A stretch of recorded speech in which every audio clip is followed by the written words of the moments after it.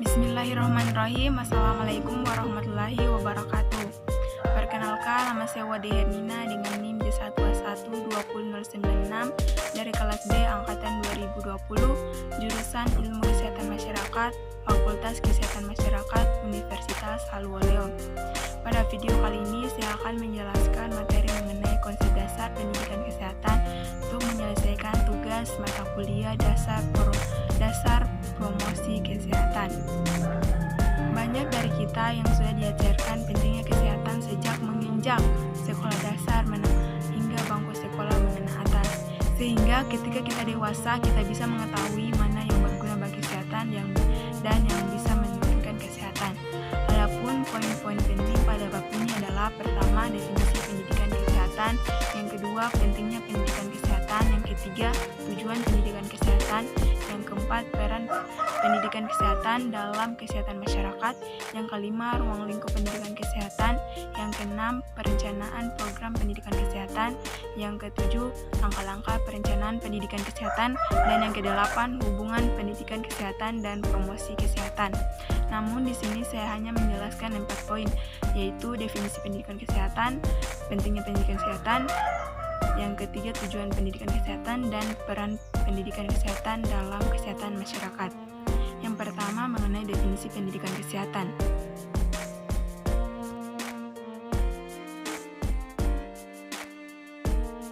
Kesehatan adalah proses perubahan perilaku hidup sehat yang didasari atas kesadaran diri, baik itu dalam diri individu, kelompok, ataupun masyarakat, untuk memelihara dan meningkatkan kesehatan. Pada dasarnya, pendidikan kesehatan merupakan upaya-upaya terencana untuk meningkatkan kesehatan individu, kelompok, keluarga, dan masyarakat. Hal ini juga menunjukkan bahwa pendidikan kesehatan membutuhkan pemahaman yang mendalam karena melibatkan berbagai istilah atau konsep seperti perubahan perilaku dan proses pendidikan. Yang kedua, pentingnya pendidikan kesehatan. Masalah kesehatan di negara-negara berkembang pada prinsipnya menyangkut 2 aspek, yaitu aspek fisik dan aspek non-fisik.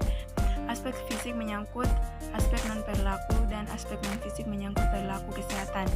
Berdasarkan 2 masalah kesehatan tersebut, pendekatan dalam memecahkan masalah kesehatan dibagi menjadi 2, yaitu pendekatan fisik dan pendekatan non-fisik. Kedua pendekatan tersebut harus sejalan dalam memecahkan kesehatan dan masing-masing memiliki kontribusi yang sama.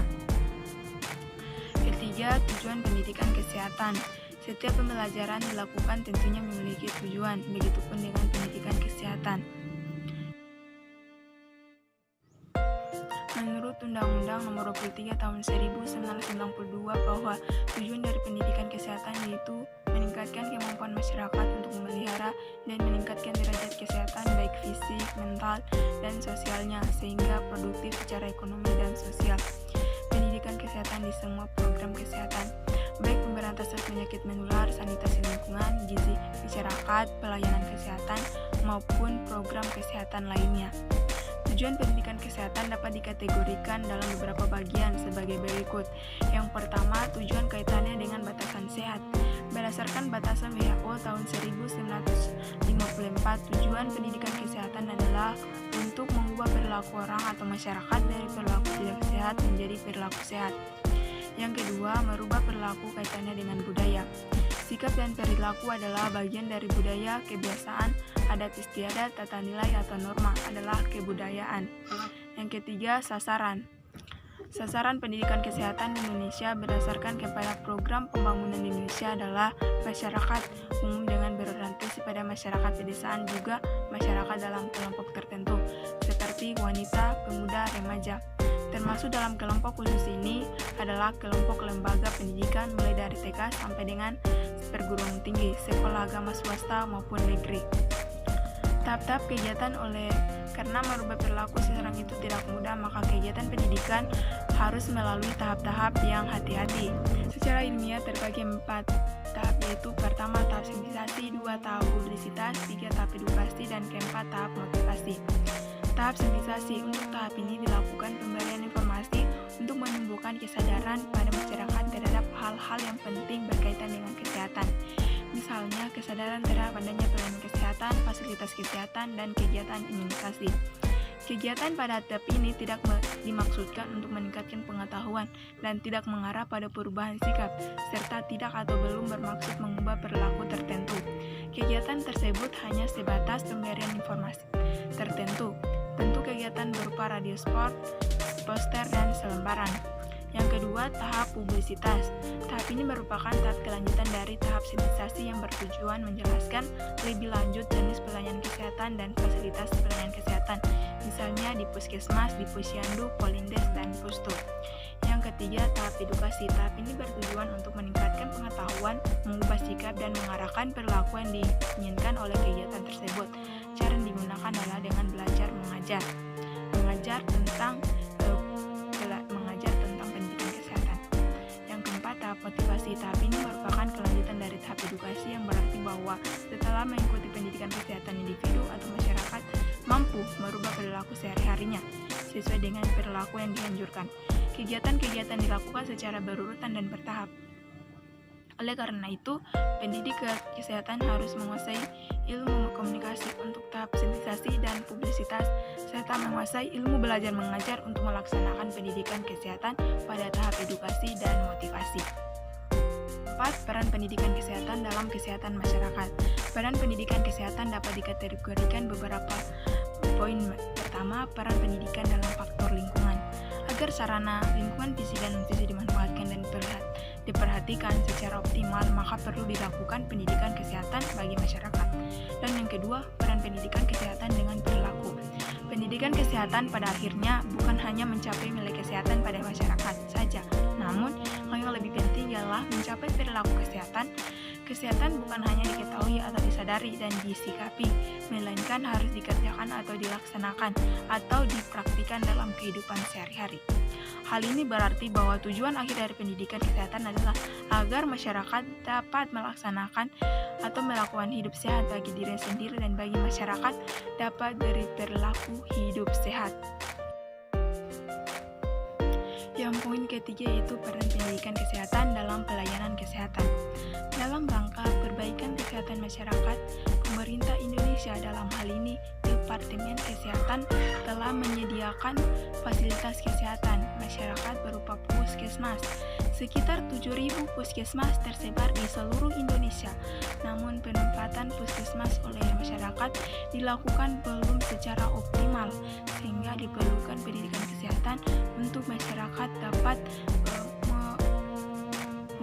memanfaatkan puskesmas secara maksimal. Yang keempat, peran pendidikan kesehatan dalam faktor hereditas. Bila orang tua yang sehat dan gizinya baik akan mewariskan kesehatan yang baik pula kepada anak-anaknya atau keturunannya. Sebaliknya, jika kesehatan orang tua khususnya kesehatan ibu yang rendah dan kurang gizi akan mewariskan kesehatan yang rendah pula kepada anak-anaknya atau keturunannya. Materi yang telah saya jelaskan tadi mengenai konsep dasar pendidikan kesehatan dapat kita menarik kesimpulan bahwa pendidikan kesehatan itu sebenarnya memiliki tujuan untuk memberikan pengetahuan dan pemahaman pentingnya kesehatan agar tercapai perilaku kesehatan sehingga dapat meningkatkan derajat kesehatan fisik, mental, dan sosial. Dan yang lebih penting adalah menjadi manusia yang produktif secara ekonomi maupun sosial. Pendidikan kesehatan merupakan bentuk intervensi keperawatan yang mandiri untuk membantu seseorang individu maupun kelompok masyarakat dalam mengatasi masalah kesehatan melalui kegiatan yang diadakan tenaga kesehatan. Peranan pendidikan kesehatan adalah melakukan intervensi faktor perilaku sehingga perilaku individu atau masyarakat sesuai dengan nilai-nilai kesehatan. Konsep pendidikan kesehatan adalah proses belajar pada individu, kelompok, atau masyarakat dari tidak tahu tentang nilai-nilai kesehatan menjadi tahu, dan yang tidak mampu mengatasi masalah-masalah kesehatannya sendiri menjadi mampu mengatasi masalah-masalah kesehatan yang dimaksud. Pentingnya pendidikan kesehatan menunjukkan bahwa hal tersebut jelas dan dibuktikan dengan kesadaran pentingnya kesehatan ini. Diharapkan terbentuknya karakter-karakter pemuda-pemudi yang tangguh secara otaknya maupun secara fisiknya. Akhirnya, dengan keseriusan sekolah pada pendidikan kesehatan, diharapkan terbentuk peserta didik atau mahasiswa-mahasiswa yang bukan memiliki kecerdasan intelektual, emosional, dan spiritual saja, tetapi juga memiliki raga yang sehat dan kuat. Dengan pemuda-pemudi yang sehat dan kuat dapat meningkatkan pengetahuan tentang kesehatan tersebut. Dengan kesehatan yang meningkat tersebut dapat menjadikan negara kita menjadi negara yang sehat.